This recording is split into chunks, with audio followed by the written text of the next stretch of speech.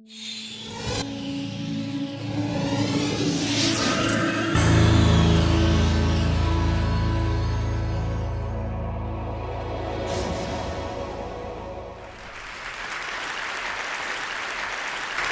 Oxford in the 1950s, there was a fantastic doctor who was very unusual, named Alice Stewart. And Alice was unusual partly because, of course, she was a woman, which was pretty rare in the 1950s. And she was brilliant. She was one of the, at the time, the youngest fellow to be elected to the Royal College of Physicians. She was unusual, too, because she continued to work after she got married, after she had kids. And even after she got divorced and was a single parent, she continued her medical work. And she was unusual because she was really interested in a new science, the emerging field of epidemiology, the study of patterns in disease. But like every scientist, she appreciated that to make her mark, what she needed to do was find a hard problem and solve it. The hard problem that Alice chose was the rising incidence of childhood cancers. Most disease is correlated with poverty, but in the case of childhood cancers, the children who were dying seemed mostly to come from affluent families. So what, she wanted to know, could explain this anomaly? Now, Alice had trouble getting funding for her research. In the end, she got just £1,000 from the Lady Tata Memorial Prize, and that meant she knew she only had one shot at collecting her data. Now, she had no idea what to look for. This really was a needle in a haystack sort of search. So she asked everything she could think of. Had the children eaten boiled sweets? Had they consumed colored drinks? Did they eat fish and chips? Did they have indoor or outdoor plumbing? What time of life had they started school? And when her carbon-copied questionnaire started to come back, one thing and one thing only jumped out with a statistical clarity of a kind that most scientists can only dream of. By a rate of 2 to 1, the children who had died had had mothers who had been x-rayed when pregnant. Now, that finding flew in the face of conventional wisdom. Conventional wisdom held that everything was safe up to a point, a threshold.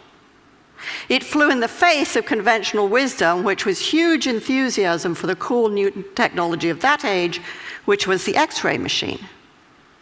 And it flew in the face of doctors' idea of themselves, which was as people who helped patients, they didn't harm them. Nevertheless, Alice Stewart rushed to publish her preliminary findings in The Lancet in 1956. People got very excited. There was talk of the Nobel Prize. And Alice really was in a big hurry to try to study all the cases of childhood cancer she could find before they disappeared. In fact, she need not have hurried. It was fully 25 years before the British and American medical establishments abandoned the practice of X-raying pregnant women. The data was out there, it was open, it was freely available, but nobody wanted to know. A child a week was dying, but nothing changed. Openness alone can't drive change.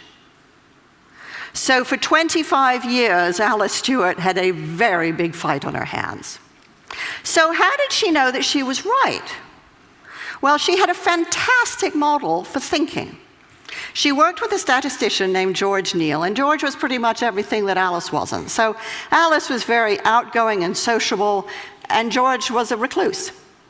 Alice was very warm, very empathetic with her patients. George, frankly, preferred numbers to people. But he said this fantastic thing about their working relationship. He said, "My job is to prove Dr. Stewart wrong." He actively sought disconfirmation, different ways of looking at her models, at her statistics, different ways of crunching the data in order to disprove her. He saw his job as creating conflict around her theories, because it was only by not being able to prove that she was wrong that George could give Alice the confidence she needed to know that she was right. It's a fantastic model of collaboration. Thinking partners who aren't echo chambers. I wonder how many of us have or dare to have such collaborators. Alice and George were very good at conflict. They saw it as thinking. So what does that kind of constructive conflict require? Well, first of all, it requires that we find people who are very different from ourselves. That means we have to resist the neurobiological drive, which means that we really prefer people mostly like ourselves. And it means we have to seek out people with different backgrounds, different disciplines, different ways of thinking, and different experience, and find ways to engage with them. That requires a lot of patience and a lot of energy. And the more I've thought about this, the more I think, really, that that's a kind of love, because you simply won't commit that kind of energy and time if you don't really care. And it also means that we have to be prepared to change our minds.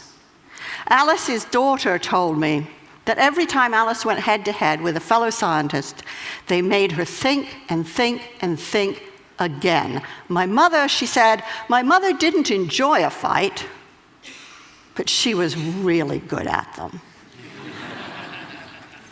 So it's one thing to do that in a one-to-one relationship, but it strikes me that the biggest problems we face, many of the biggest disasters that we've experienced, mostly haven't come from individuals, they've come from organizations, some of them bigger than countries, many of them capable of affecting hundreds, thousands, even millions of lives.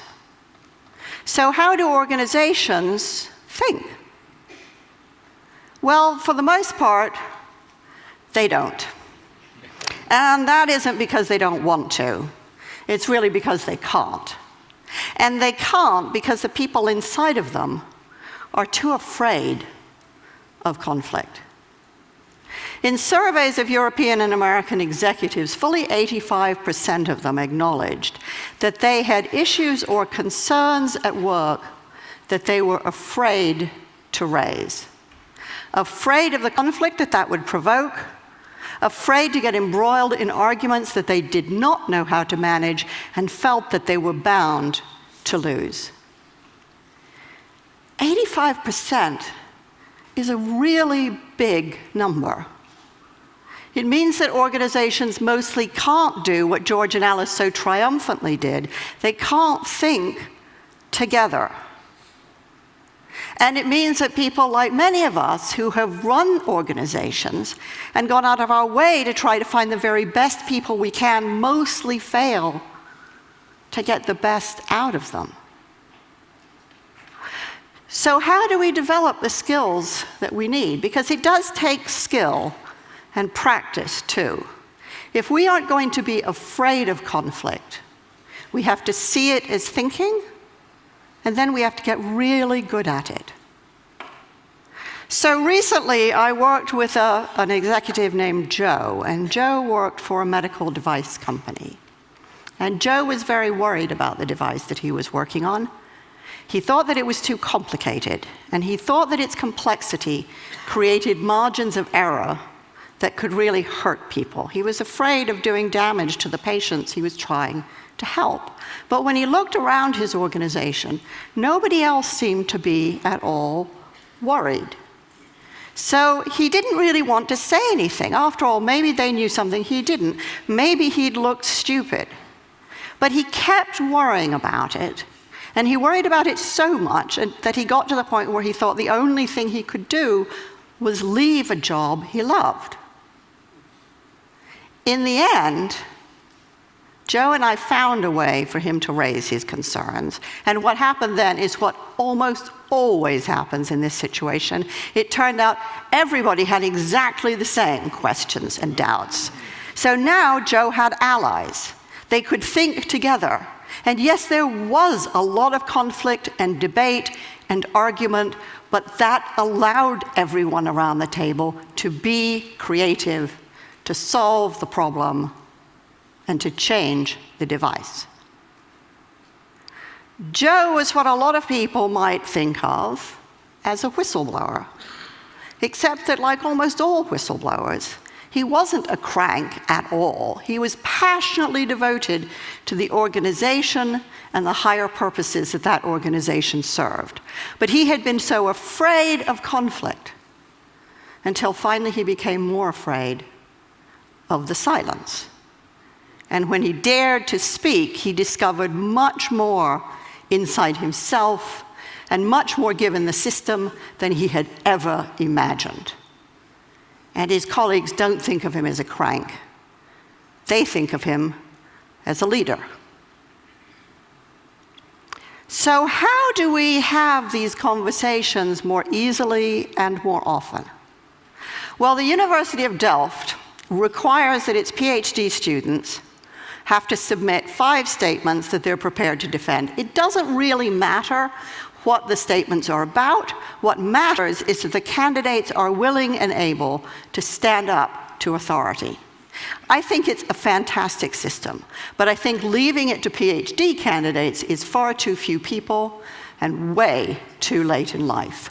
I think we need to be teaching these skills to kids and adults at every stage of their development if we want to have thinking organizations and a thinking society. The fact is that most of the biggest catastrophes that we've witnessed rarely come from information that is secret or hidden. It comes from information that is freely available and out there, but that we are willfully blind to because we can't handle, don't want to handle the conflict that it provokes. But when we dare to break that silence, or when we dare to see, and we create conflict, we enable ourselves and the people around us to do our very best thinking. Open information is fantastic. Open networks are essential. But the truth won't set us free until we develop the skills and the habit and the talent and the moral courage to use it. Openness isn't the end. It's the beginning.